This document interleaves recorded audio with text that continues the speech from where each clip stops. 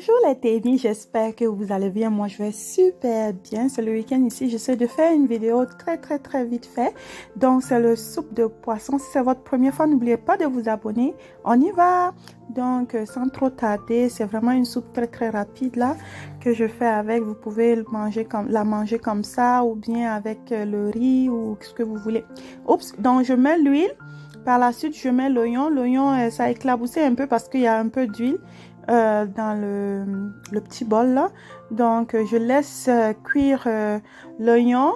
Par la suite, je vais mettre ma tomate que j'ai écrasée. C'est pas nouveau, hein. Il y a les vidéos dans ma chaîne. Dans les vidéos précédentes, il y a la recette de la pâte de tomate. Cette fois-ci, je ne l'ai pas fait bouillir. C'est juste la tomate, oignon et un peu de piment écrasé. Donc, on l'écrase vraiment bien lisse. Je ferme. Donc là, je laisse comme 5 minutes après. Je reviens pour bien mélanger. Je l'ai mis à feu moyen. Donc là, je rince, voilà, mon blender. Je vais rincer pour ne pas laisser la pâte de tomate. Je l'ai bien rincé comme ça. Voilà. Donc maintenant, je mets quand même assez d'eau pour ne pas... c'est pas une sauce vraiment lourde que je vais faire. Si par contre j'avais frit le poisson, je pourrais ne pas mettre trop d'eau et ça va faire la sauce de poisson aux tomates un peu plus frite. Donc là, 10 minutes plus tard, voilà ce que la sauce donne. Je vais mettre mon mélange ail et gingembre. Ça, je le mélange, je mets dans le frigo.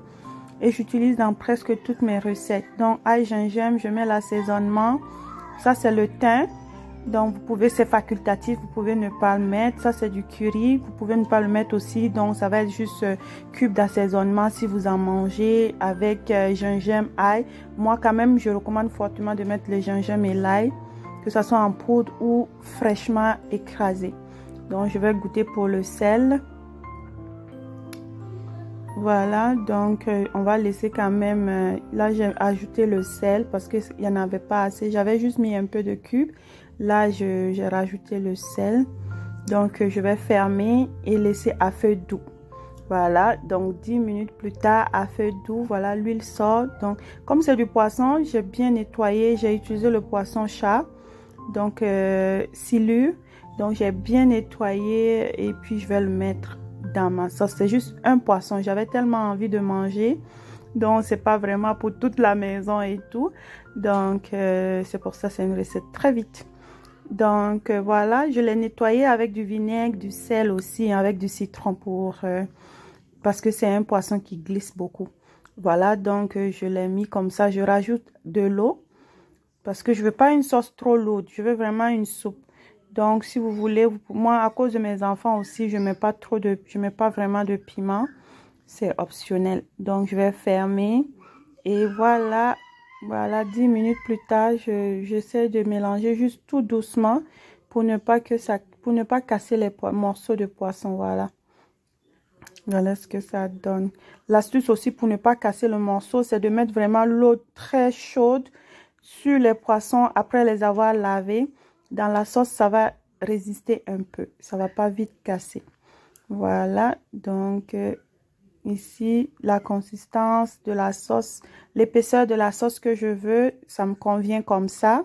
Je l'ai fermé et voilà, 7 minutes plus tard environ, j'ai laissé à feu très doux et tada, c'est prêt, c'est prêt. C'est vraiment...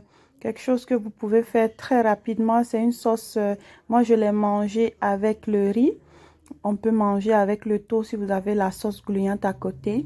Ou bien juste essayer de le faire un peu plus léger. Et puis manger comme une soupe. Et voilà, à bientôt. N'oubliez pas de partager, de vous abonner, cliquez sur le bouton de notification. Bye bye.